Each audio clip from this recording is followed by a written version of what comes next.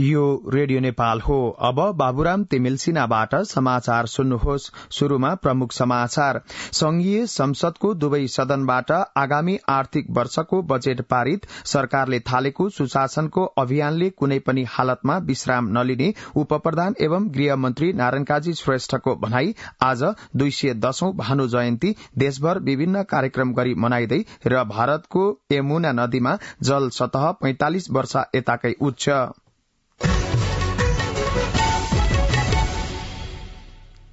अब समाचार विस्तारमा। राष्ट्रिय सभाले प्रतिनिधि सभाबाट सन्देशसहित प्राप्त आर्थिक विधेयक 2080 र राष्ट्र ऋण उठाउने विधेयक 2080 माथि विचार गरियोस् भन्ने प्रस्ताव बहुमतले स्वीकृत गरेको छ। राष्ट्रिय सभाको हिजो बसेको दोस्रो बैठकले अर्थमन्त्री डाक्टर प्रकाश शरण महतले प्रस्तुत गर्नुभएको उक्त विधेयकमाथि विचार गरियोस् भन्ने प्रस्ताव बहुमतले स्वीकृत गरेको हो। यसअघि बैठकमा प्रस्तावमाथिको छलफलका क्रममा उठेका प्रश्नको जवाफ दिनुहुँदै अर्थमन्त्री महतले मुलुकको समृद्धिका लागि आन्तरिक तथा बाह्य ऋण लिनुपर्ने बताउनुभयो। उहाँले ऋण लिने प्रचलन संसारभर रहेकाले ऋण किन लिने भन्नेमा सरकार प्रष्ट रहेको बताउनुभयो। ऋण नलिकन मुलुक समृद्ध बनाउन सम्भव नभएको उल्लेख गर्नुहुँदै उहाँले आफ्नो पुँजीले मात्रै देशको पुँजी विस्तार गर्न नसकिने बताउनुभयो। उपप्रधान एवं गृहमन्त्री नारायण काजी श्रेष्ठले वर्तमान सरकारले थालेको सुशासनको अभियानले कुनै पनि हालतमा विश्राम नलिने बताउनु भएको छ। राष्ट्रिय सभाको हिजोको बैठकमा विनियोजन विधेयक 2080 अन्तर्गत गृह मन्त्रालयका शीर्षकमाथिको छलफलमा उठेका प्रश्नको जवाफ दिँदै उपप्रधानमन्त्री श्रेष्ठले सुशासनलाई आत्मसात गरेर सरकार अगाडि बढ़ने प्रतिबद्धता व्यक्त गर्नुभयो। उपप्रधानमन्त्री श्रेष्ठले कानून सबैका लागि समान भएको भन्दै निर्दोष कुनै पनि हालतमा नफसुन् र दोषी अपराधी नछुटुन् भन्ने मान्यता अनुसार सुशासनको अभियान अगाडि बढ़ेको बताउनुभयो। उहाँले स्रोत साधनको सीमाका बीच गृह मन्त्रालयका कामलाई अगाडि बढ़ाउन प्रयत्न गरिएको जानकारी पनि दिनुभयो। उपप्रधानमन्त्री एवं रक्षा मन्त्री पूर्णबहादुर खड्काले हाल कायम रहेको नेपाली सेनाको संख्या घटाउने सन्दर्भमा नेपाल सरकारको कुनै पनि सोच नभएको प्रश्न पार्नु भएको छ। राष्ट्रिय सभाको हिजोको बैठकमा विनियोजन विधेयक 2080 को छलफलका क्रममा सांसदहरूले उठाउनु भएका विभिन्न प्रश्नको जवाफ दिने क्रममा मन्त्री खड्काले सेनाको संख्या घटाउने कुनै पनि गृह कार्य नभएको बताउनुभयो। रक्षा मन्त्री खड्काले हाल नेपाली सेना विभिन्न काममा पूर्ण रूपमा जिम्मेवारीका साथ सक्रियतापूर्वक लागि परेको बताउनुभयो। ऊर्जा जलस्रोत तथा सिंचाई मन्त्री शक्तिबहादुर बस्नेतले आगामी आर्थिक वर्षमा मुलुकको प्रणालीमा थप 900 मेगावाट बराबरको बिजुली थप हुने बताउनु भएको छ। राष्ट्रिय सभाको हिजोको बैठकमा विनियोजन विधेयक 2080 अन्तर्गत ऊर्जा जलस्रोत तथा सिंचाई मन्त्रालयको विभिन्न शीर्षकमाथि उठेका प्रश्नको जवाफमा उहाँले आन्तरिक खपत बढ़ाउने सरकारको सोच रहेको र बढ़ी भएको बिजुली मात्रै विदेशमा निर्यात गरिने बताउनुभयो। हाल प्रणालीमा 2000 मेगावाट बराबरको बिजुली जोडिएको जानकारी दिँदै उहाँले ऊर्जा विकास दशकको मार्गचित्रका साथ काम गरिरहेको बताउनुभयो। सांसदहरूले सरकारले गरीब पहिचान गरी निश्चित अवधिसम्म राज्यबाट सेवा सुविधा दिनुपर्नेमा माग गर्नु भएको छ।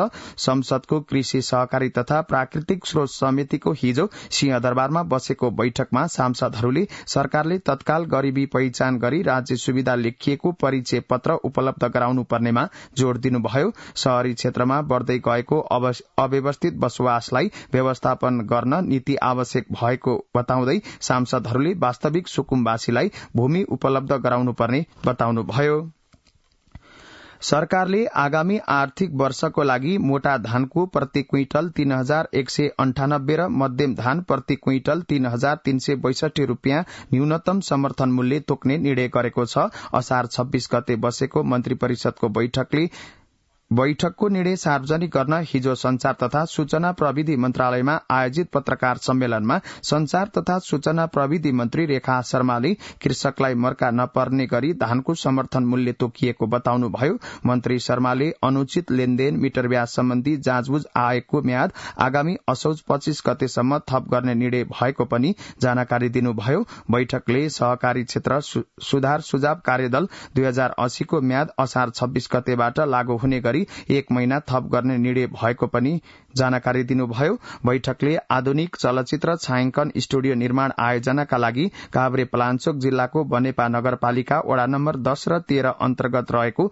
बाहुनडाँडा सामुदायिक वनको कुल जम्मा करिब 2 हेक्टर जग्गा प्रयोग गर्न स्वीकृति दिने निर्णय गरेको पनि जानकारी दिनुभयो।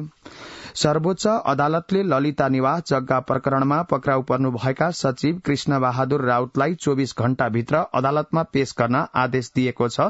न्यायाधीश तिल प्रसाद श्रेष्ठको एकल इजलासले हिजो सचिव राउतका हकमा उषा कार्कीले दायर गरेको बन्दी प्रत्यक्षीकरण रिट निवेदनमा प्रारम्भिक सुनवाई गर्दै यस्तो आदेश गरेको हो। स्वास्थ्य तथा जनसंख्या मन्त्रालयले डेंगू संक्रमण बढ़न थालेपछि डेंगू विरूद्धको अभियान सञ्चालन गर्न पुनः आग्रह गरेको छ। मन्त्रालयका सहप्रवक्ता डाक्टर समीर कुमार अधिकारीले दैनिक जसो पानी परेसँगै डेंगूको संक्रमण बढ़न थालेपछि सबै कर्मचारीलाई आफ्नो कार्यालय वरपर डेंगू विरूद्धको सरसफाई अभियानमा सहभागी हुन आग्रह गरिएको जानकारी दिनुभयो। आज 210औं भानु जयन्ती देशका शैक्षिक तथा प्राज्ञिक क्षेत्रमा विविध कार्यक्रम गरी मनाइँदैछ। नेपाली साहित्य जगतमा प्राथमिक कालका कवि मानिँदै आउनुभएका आदिकवि भानुभक्त आचार्यको जन्म विक्रम सम्वत 1871 असार 29 गते चुदी बेसी रमघा तनहुमा भएको थियो। नेपाली भाषालाई मौलिकता प्रदान गर्नुभएका आदिकविका साहित्य नेपाली समाजमा आज उत्तिकै लोकप्रिय छन्। विशेष गरी उहाँले नेपाली संस्कृत भाषामा लेखिएको रामायणलाई नेपाली भाषा र लोकशैलीमा उल्था गरेर समाजका जनजीवनमा पुर्याउन योगदान दिनु भएको थियो। रेडियो नेपालबाट अहिले बिहान 9 बजेको समाचार सुन्दै हुनुहुन्छ। अब केही बेर विज्ञापन र सन्देश। भाउजू दर्शन। भाग्यमानी बाबु, राम्ररी आइपुग्नु भयो नि। हजुर, राम्ररी पुगे। उ चाहिँ मेरो कलेजको बेस्ट फ्रेन्ड। नमस्ते भाउजू। नमस्ते, आउनु न भित्रै। हुन्छ भाउजू। अनि दादा त अफिस गइसक्नु भयो होला है? उहाँ त बिहानै हो। हुन्छ, तपाईहरु फ्रेश हुँदै गर्नु न, म खाना तयार गर्दै गर्छु है। हस् हस् भाउजू। ओए, वाइफाई होला नि, पासवर्ड माग्न। हे, त पनि एनटीसी को सस्तो डे प्याक छदैछ नि। ए हो र? एनटीसी को डे प्याक लिन *1415# डायल गर्न। नेपाल टेलिकम, राष्ट्रको सञ्चार।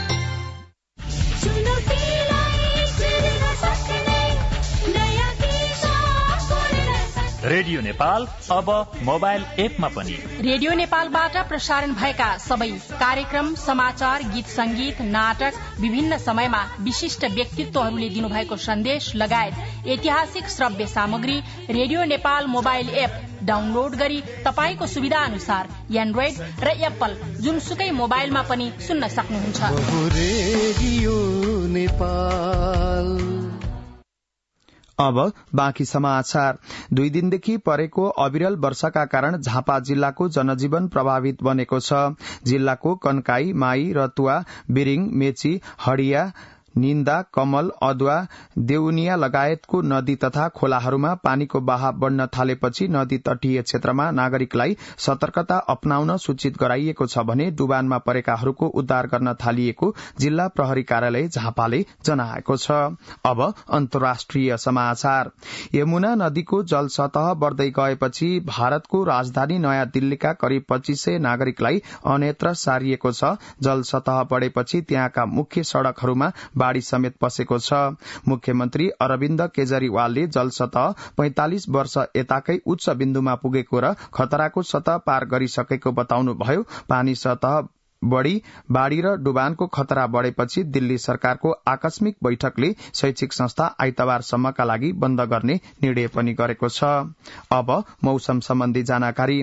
आज देशभर आंशिकदेखि सामान्य बदली रही सबै प्रदेशका केही स्थानहरूमा हल्कादेखि मध्यम वर्षाको सम्भावना रहेको छ।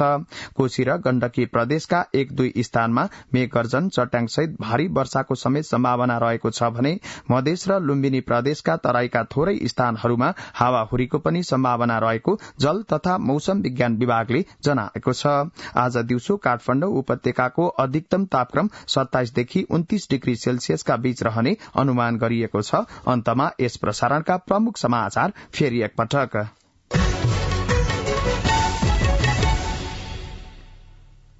संघीय संसदको दुवै सदनबाट आगामी आर्थिक वर्षको बजेट पारित। सरकारले थालेको सुशासनको अभियानले कुनै पनि हालतमा विश्राम नलिने उप प्रधान एवं गृह मन्त्री नारायण काजी श्रेष्ठको भनाई। आज 210औं भानु जयन्ती देशभर विभिन्न कार्यक्रम गरी मनाइँदै र भारतको यमुना नदीमा जल सतह 45 वर्ष यताकै उच्च। रेडियो नेपालबाट बिहान 9 बजेको समाचार सकियो। यसपछि नेपाल भाषामा समाचार सुन्न सक्नुहुनेछ। हवस् त, नमस्कार।